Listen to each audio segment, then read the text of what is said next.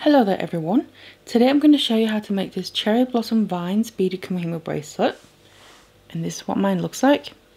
So you have these little cherry blossoms all the way along the bracelet. On these vines also just wrapping around all the way to give this really nice and cute effect. And then it can look a little something like this on. So you can see you get the cherry blossoms going all the way around your wrist along with that vine. So it gives a really cute look.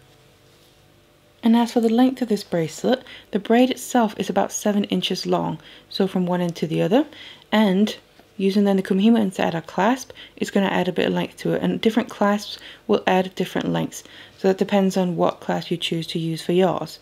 But then if you also want to make it a bit shorter, what you can easily just do is leave out the last few beads, so not make it as long and just stop whenever you want to, you reach the length that you want. Maybe even take out that last flower or something to make the pattern still nice and continuous. But obviously that's completely up to you and what you need. But then if you want to learn how to make this bracelet, then keep watching. These are then the materials that we're going to need. What I have here first of all is the round Kumihimo disc because it's a round braid that we're making. And then the cord that I'm using is this 0.4mm s-lon in a nice white colour because it's going to blend in nicely with the main background colour of the beads. And then all the beads here are 8 Omiyuki seed beads. It's only using the 4 different colours that then creates the pattern. And the specific colours that I'm using is first of all this white pearl s-lon, and then silverline bronze alabaster, silverline duracoat Paris pink, and then finally silverline pale yellow alabaster. So obviously you can use these or you can use other colours depending on how you want yours to look. And then I finish off my braid using these Kumihimo ends here, where I then attach my loft or claw clasp extender chain using my jump rings. So let's get all the materials together and let's get started. So we then need some lengths of cord, and what I have here is 6 lengths of the s-lon of about 1 meter each, and we need to find the midpoint of these. So I'm going to make sure all the ends are even, and then I'm going to fold them over in half, just like that there. Again, make sure the ends are even. And then down here, where the midpoint is, I've just tied a regular knot with all the cords together to keep them together, but also so I know that's the midpoint. And then around that knot, I've just tied a piece of scrap wire here, and this is to help pull it down through the disc. So this is then how I distributed the cords onto the disc. Now first of all, I put the knot and the piece of scrap wire there down through the hole in the center of the disc. And then I distributed the cords around the disc like this. So I'm not really using the numbers, I'm just making sure my pairs are even across from each other. So I'll just put 1 length of cord on each side of the top and the bottom dot there. So that's opposite pairs. And then the others on the side, it's not really specific slots, it's just really to make sure to distribute them as evenly as possible on the disc. So in this case, I've just made sure that there's 3 empty slots between these 2 pairs. And then there's also 3 empty slots on the bottom there. We then end up with 4 empty slots between the 2 pairs on the side, and it's the same thing on the other side. But that doesn't really matter as long as they're even all the way around the disc. And then to start the braid here, it's basically like working with a regular 8-strand braid if you're familiar with that.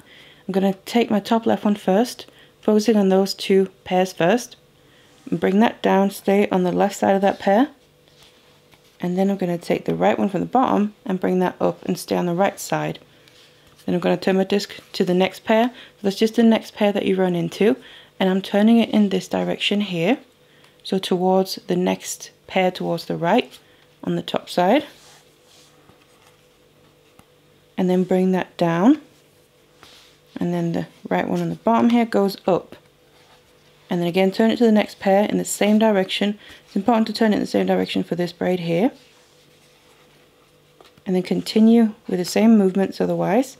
Always moving for the very next pair that you run into when you turn it in the same direction. So that's the way you make the braid. So you want to keep doing this until you have just a short length of about 1 or 2 centimeters right there in the beginning. So now that I kept braiding for a bit and we have that little end of the braid starting to form there, then what we need to do now is start adding the beads onto all the lengths of cord. So this is then what it looks like once I've added all the beads to the lengths of cord here, and as you can see it looks quite like a random pattern. So we pretty much have all the beads on all the cords kind of randomly spread out, but obviously when we put it together in the braid it will become the pattern that we want it to be. So if you do want to achieve the same pattern as mine, you will need to set up the beads in the exact same way as I've done here. So that also means I'm starting with the top left one here. That's the next card that I'm due to take. So that matters in the sense of where you also add the beads. So make sure that the same beads go onto those cords that are the next pair that you're going to start with. And obviously work in the same way as I do and turn the disc the same way as well. Now I'm not going to go through the beads in this video here because that would take quite a while, but what I have done is taken a picture of this setup and added that to my website along with a text description as well of how to add the beads. So I'm going to put a link to that in the description box below. You can go there and have a look if you need to, but otherwise add all the beads like this, whatever colours you choose to use, and then we need to start adding them into the braid. So we then continue with the braid as we were doing before. The only difference is now that every time I release my cord here, so I'm taking this top left one that I'm due to take next, and then also release my very first bead and I let that drop down the cord. You can see there, drops all the way into the middle. And then it's very much the same principle as adding the beads in as the 8-strand braid, the round braid, but there is a slight difference. But to begin with, we just want to add in, making sure the bead goes underneath the cords, crossing out to the sides of the disc, and then bring that down. So if the bead doesn't fall all the way in there by itself, make sure you just tuck it in with your finger. And then I'm going to take the bottom right cord and again release my first bead and let it drop down as I'm releasing the cord as well. And then also have that go right underneath the cords in there in the middle. Turn your disc to the next pair and then just keep repeating this. Grab your next cord, and as you release the cord from the disc, you let your first bead drop down and make sure it goes underneath the cord in the middle. So you can see there it kind of went under by itself, which is nice and handy, but just keep an eye on it, and if it doesn't, make sure you tuck it in, because we need all the beads to get on the outside of the braid, which happens by tucking them underneath the cords here. If you leave them to be on the top of the braid, they end up on the inside of the braid here, but that's not what we want for this braid. Bring it down, because obviously we want the pattern created by the different colors of the beads to be on the outside and be the whole braid itself really as the main feature. And then release your cord and your bead, drop it down and bring it to the opposite side, and then turn your disc to the next pair, and just continue like this. Now, like I mentioned, there is a slight difference to this because we're using this many cords compared to the 8-strand braid, so I'm just going to work a little bit further on and then show you what that is. So then I reach my next pair here a bit further on, and same as before all the other times, I'm releasing my cord and letting one bead drop down. But then just to show you what I mean with this, a slight difference, when you add that bead in, first of all, like I said, make sure it goes underneath this cord going out to the side. So I'm putting it under there, but then what you'll be able to see is that this bead obviously then needs to sit on top of the other beads that we're already adding into the braid. But what you'll then find is underneath the bead, there's a bit of the cord showing. If I just pull it up, a bit of the cord here is kind of coming from a little bit further down the braid, so it's not coming out right above the previous beads that are already in the braid. So what we need to do is, as I'm adding this bead in, make sure it goes under the cord but on top of the other beads, but then I need to just pull this cord a little bit tighter, so tuck at it a little bit so we can see that cord that's under the bead, that's the length that we're working with now, gets pulled in between the two beads that are sitting underneath the current one that are already in the braid, and then bring it down. And then I'm taking the bottom one, the same principle on the other side here, all the way throughout. Release a bead, let it drop down, and then make sure it goes under the cord, and then on top of the beads. But then you can see there that cord, if I don't pull that in, that'll kind of make the braid out of shape and not a nice and even braid throughout. So, and also a bit of looseness in the braid. So what you want to make sure to do is, as you're adding this bead and every single bead, just pull at it gently, so we're pulling that cord, so make sure it goes in between those beads there, as we're then pulling it over to the other side. But then otherwise just continue. So that's just what you got to make sure of. You don't need to pull tight or anything, it's just literally pulling a little bit at the cord to tuck it in between the beads that are already in the braid. So that's what you want to make sure to do as well throughout, so we get a nice and even braid.